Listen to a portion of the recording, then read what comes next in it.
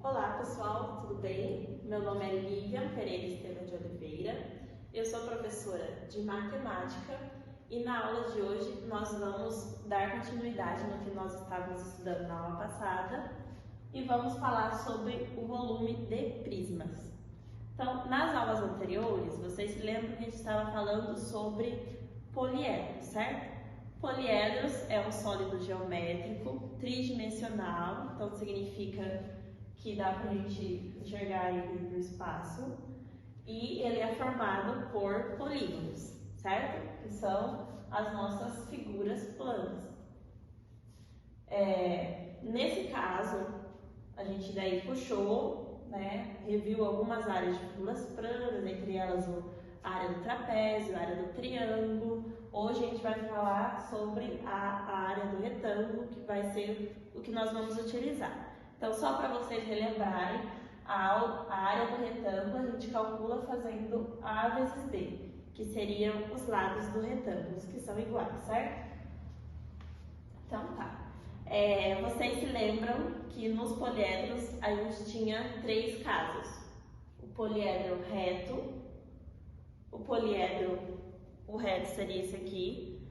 Nós tínhamos o poliedro oblíquo e tínhamos o poliedro irregular, certo? Aí a gente aprofundou o nosso estudo e chegou na parte do prisma, e nos prismas a gente também viu que nós também temos os três casos, o poliedro reto, o oblíquo e o irregular. Ok, nós estudamos na aula passada sobre a área dos prismas e na aula de hoje a gente vai querer saber sobre o volume. Então, como que a gente pode fazer uma fórmula que generalize o cálculo do volume? Vamos estudar um caso desse poliedro que eu trouxe, desse prisma que eu trouxe para vocês. Primeira coisa que a gente observava lá na área era a base, né? A gente sabe que um prisma ele tem duas bases congruentes, então de mesmo tamanho, congruentes e paralelas, ou seja, na mesma distância uma da outra. Então, nesse caso do que está aqui na mesa, a gente tem um prisma em que a base é um retângulo. Vou colocar aqui em cima. E se a gente estender, a gente tem a base superior que continua sendo um retângulo, certo? No caso do prisma reto, é fácil a gente observar que a mesma figura que está na base continua em cima. Por definição, a gente sabe que a mesma figura da base também vai estar em cima. Mas e no meio, será que se mantém a mesma? Para isso, a gente pode utilizar um papel, e com esse papel, imaginando que ele é a nossa secção, a gente vai colocar ele em algum pedaço, e aí nós vamos traçar um segmento para ver se a gente consegue encontrar a mesma figura que está na base. Então, vou pegar a caneta e só vou contornar.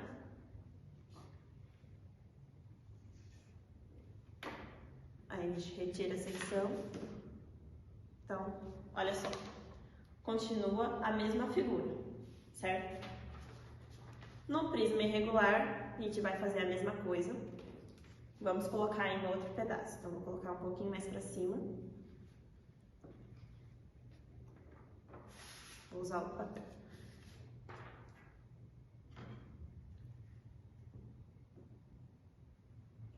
E aí, se a gente traçar o nosso segmento,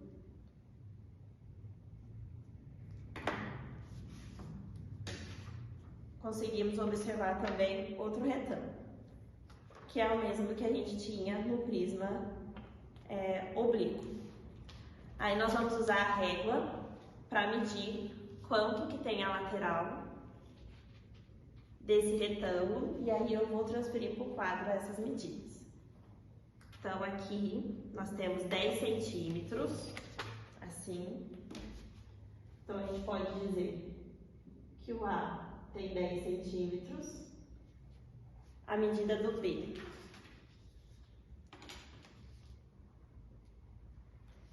14 centímetros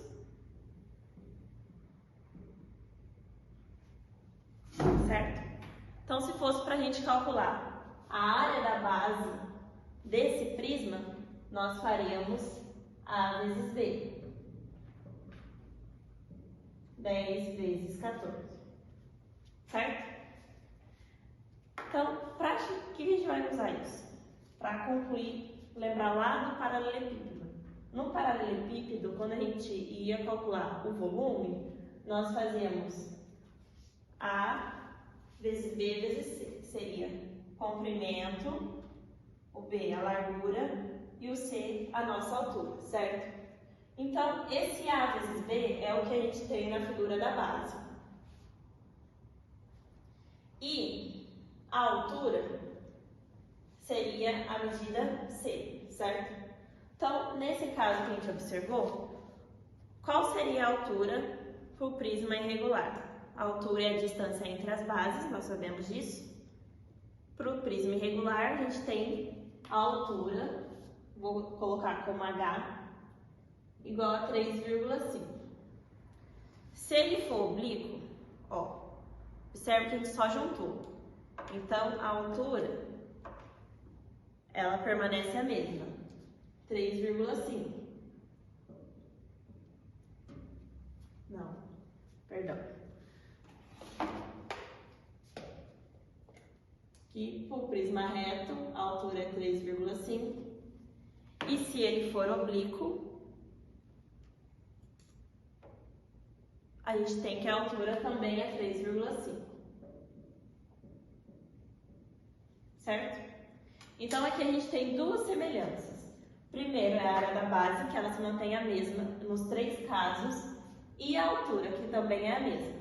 Então, a gente pode concluir a partir do volume que a gente fazia para o paralelepípedo, que no caso dos prismas, o volume a gente consegue encontrar fazendo a área da base vezes a altura, certo? Quem chegou nessa conclusão foi Bonaventura Cavalieri. E ele deu o nome para essa descoberta de princípio de Cavalieri. O que diz o princípio de Cavalieri? Que se a área da base de um prisma, no caso esse aqui é o quadrado, for igual à área da base do outro prisma, então imagina que a área desse quadrado seja a mesma área que tem esse triângulo. Então a área da base está um triângulo e a área da base está um quadrado. Se elas forem iguais e ao mesmo tempo a gente tiver que H1 e H2, que seria a altura do prisma quadrado e a altura do prisma triangular, a gente sempre vai ter os volumes iguais.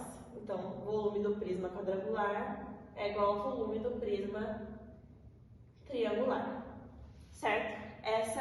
Então, essa experiência que a gente fez foi a mesma experiência que, não generalizada dessa forma, mas parecido com isso, esse matemático italiano fez para concluir que o volume a gente pode simplesmente fazer a área da base vezes a altura em qualquer prisma, se ele for de qualquer forma. É isso. Muito obrigada.